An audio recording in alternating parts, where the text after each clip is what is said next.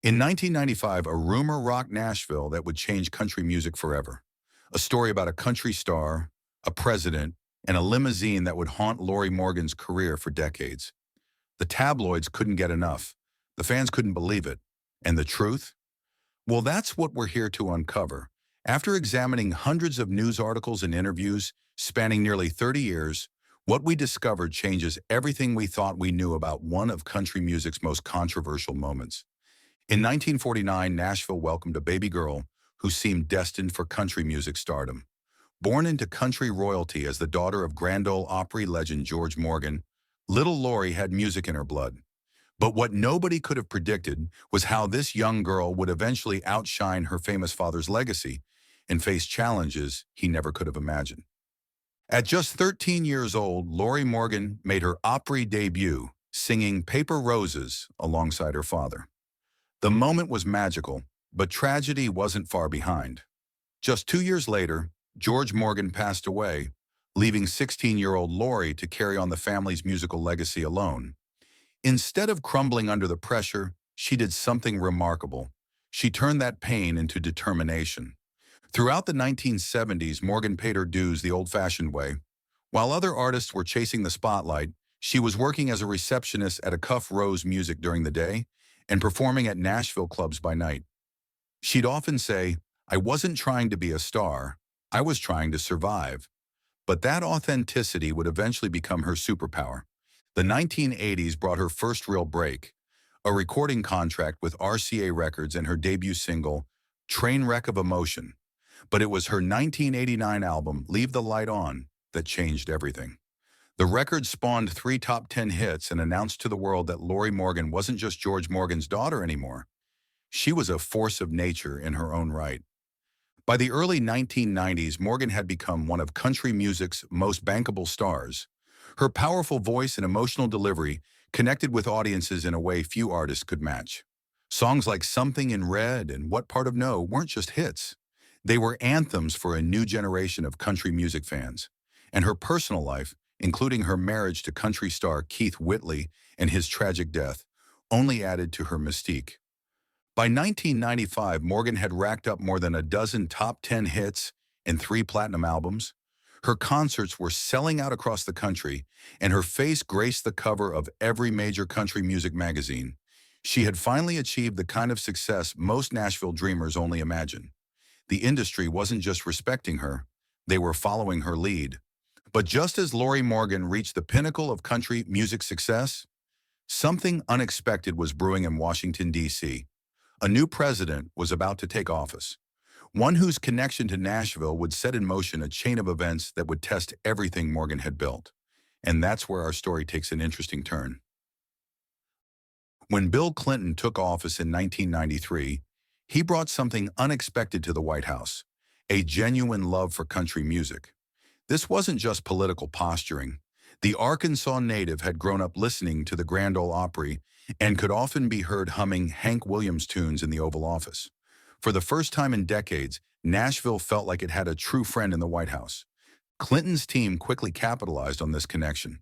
They organized country music showcases at the White House, invited stars to state dinners, and made sure the president was seen at major country music events.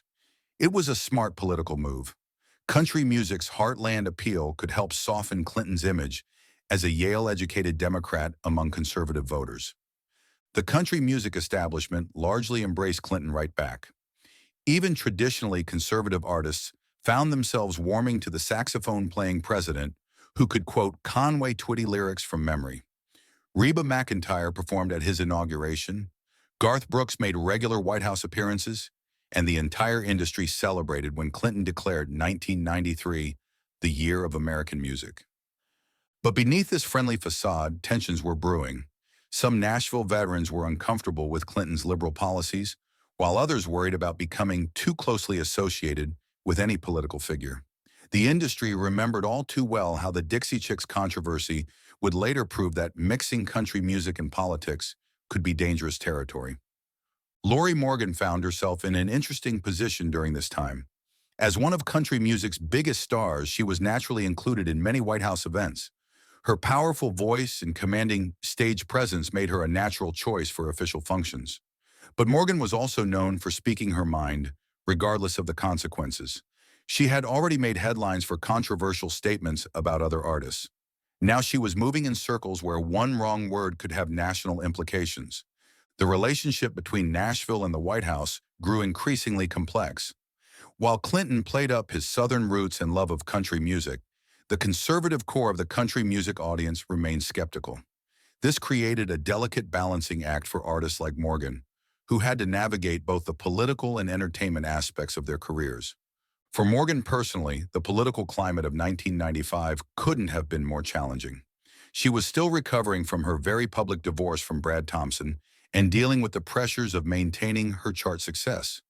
The last thing she needed was to become entangled in a political controversy. But as fate would have it, that's exactly what was about to happen. The stage was set for a perfect storm: a charismatic president with a reputation for charm, a stunning country star known for her candor, and a media landscape hungry for scandal. Looking back, it almost seems inevitable that something was bound to happen. In early 1995, these worlds would collide at a high-profile Washington event that brought Morgan and Clinton together. What happened next would spark a firestorm of rumors, denials, and speculation that would make headlines across the country. But to understand the explosive nature of what was about to unfold, we first need to look at the night that started it all. The date was February 15th, 1995. The occasion was a private Democratic Party fundraiser at the Washington Hilton, the kind of high-profile event where politics and entertainment regularly collided. Lorrie Morgan was scheduled to perform, fresh off her latest hit, I Didn't Know My Own Strength. The president, as usual, was the guest of honor. What we know for certain about that night comes from multiple eyewitness accounts and official White House records. Morgan arrived around 7 p.m., accompanied by her band and manager. She performed a short set that included her biggest hits, earning a standing ovation from the politically connected crowd. President Clinton, as he often did at such events, praised her performance and requested one of his favorite songs as an encore. The official photos from that evening show Morgan and Clinton chatting warmly at the after-party, nothing unusual for such an event. She was wearing a signature red evening gown, what she would later call her power color. He was in his standard presidential tuxedo. They were photographed laughing together, sharing what appeared to be an innocent conversation about music and Morgan's recent tour. But somewhere between those innocent photos and the next morning, something happened. Or more accurately, a story started. The first whispers began among the catering staff, claiming they'd seen Morgan and Clinton leaving the main ballroom together. Within days, those whispers evolved into more salacious claims about a private meeting in the presidential limousine. The most widely circulated version of events suggested that Morgan and Clinton spent nearly an hour alone in the back of his limo, parked in a secure area of the hotel garage. Other variations placed them in a private hotel suite or a secluded White House room. But here's what's fascinating.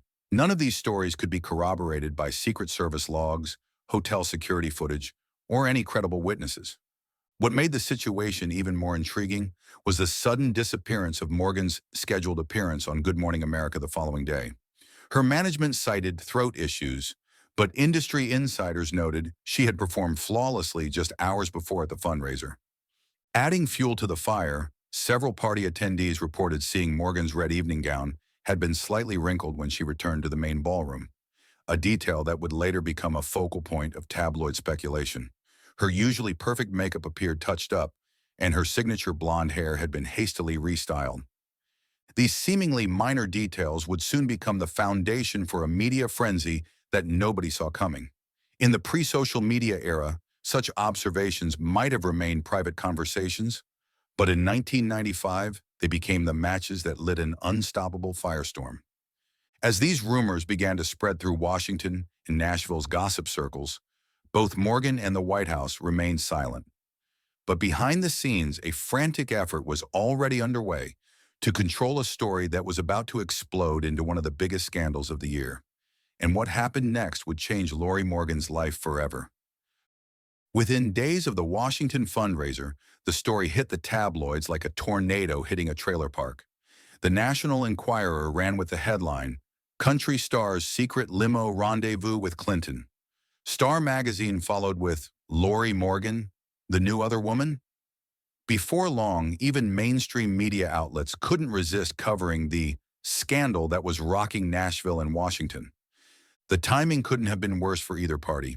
Clinton was already dealing with multiple allegations about his personal life, and the last thing his administration needed was another scandal.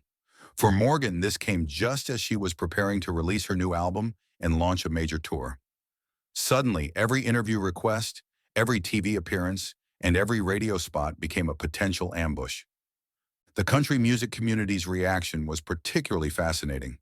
While some artists publicly supported Morgan, others distanced themselves. Several female country stars canceled scheduled duets and appearances with her. Concert promoters started getting nervous.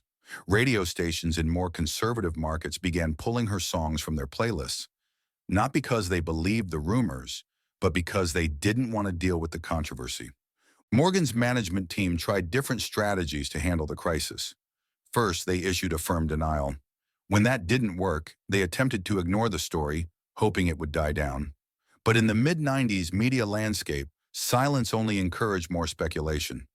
Every public appearance became a circus, with photographers trying to catch any interaction between Morgan and Clinton at industry events. The late-night comedy shows had a field day. Jay Leno worked the story into his monologue for weeks. Saturday Night Live did a particularly brutal sketch featuring Morgan, Clinton, and a limousine driver who saw nothing but heard everything. Even country music awards shows couldn't resist making jokes about presidential limousines when Morgan was in attendance. The story took an even darker turn when anonymous sources began spreading rumors about Morgan's past relationships, attempting to paint her as a serial homewrecker. Her previous marriages became tabloid fodder, with headlines screaming about her man-eating ways. The fact that she was a widow of country star Keith Whitley didn't protect her from the character assassination. What made this particular scandal different from others was its staying power. Most celebrity controversies of the era burned hot but quick. This one, however, seemed to gain new life every time either Morgan or Clinton made a public appearance. Political cartoonists had a field day drawing limousines with fogged-up windows, and country radio DJs couldn't resist making sly references to presidential pardons when playing her songs. Even Morgan's teenage son was affected, facing taunts at school and unwanted attention from classmates' parents. The personal toll was becoming unbearable, and something had to give.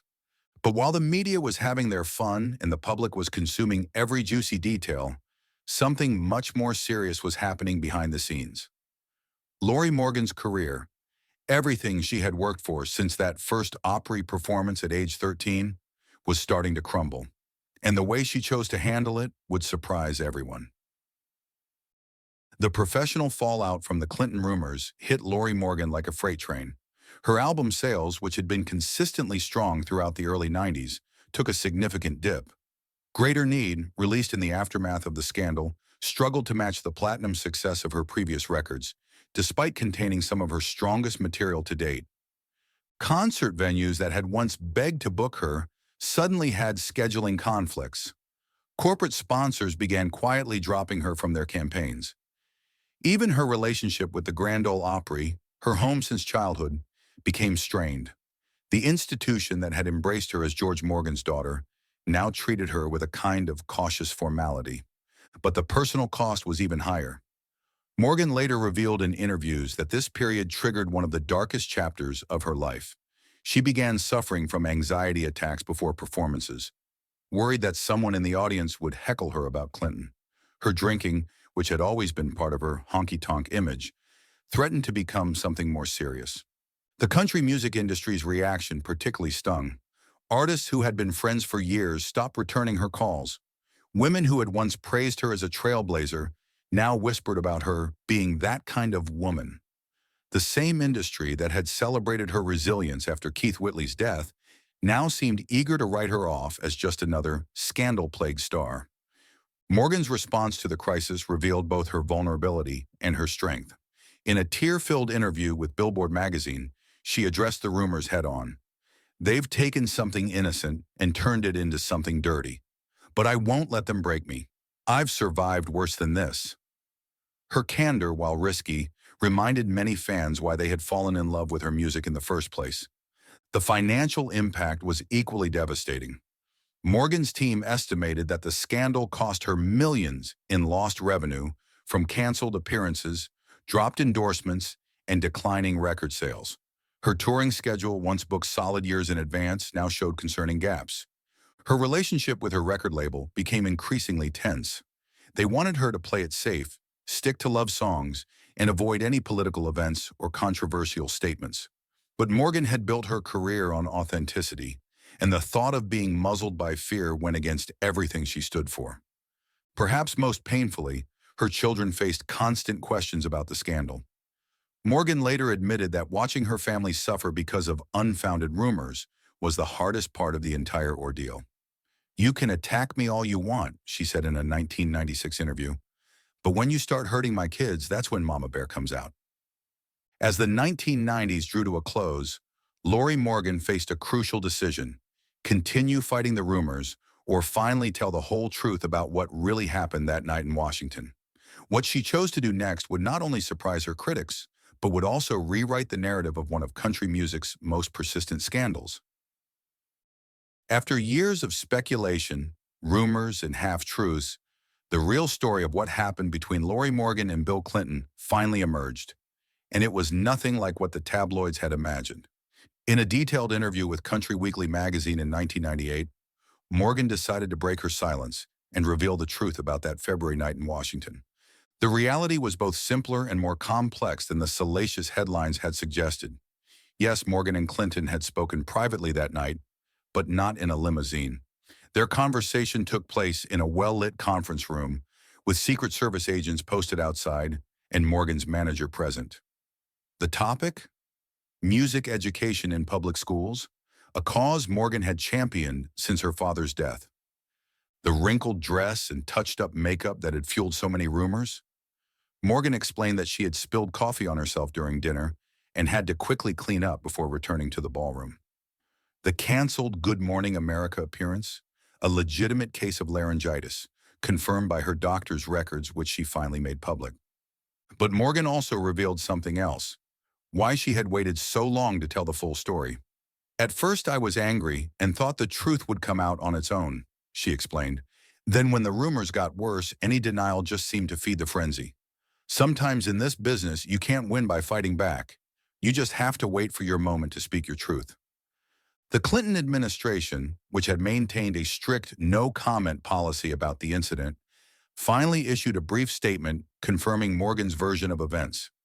Several witnesses from that night came forward to corroborate her story, including the Secret Service agents who had been present during the education discussion. But by the time the truth emerged, the damage to Morgan's career had already been done. The question now was, could she rebuild what the scandal had torn down? The answer would come in a way that nobody expected and would prove that sometimes the greatest comebacks in country music aren't about hit records at all.